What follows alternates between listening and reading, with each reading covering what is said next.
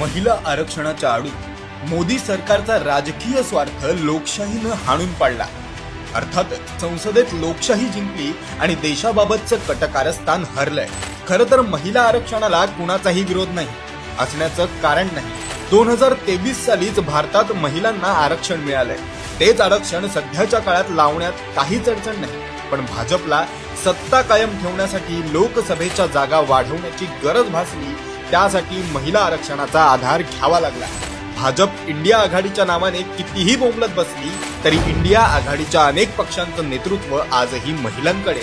विविधतेत एकता असलेल्या आपल्या देशाची अखंडता तोडून भाजपचा राजकीय स्वार्थ या निमित्ताने हाणून पडलाय।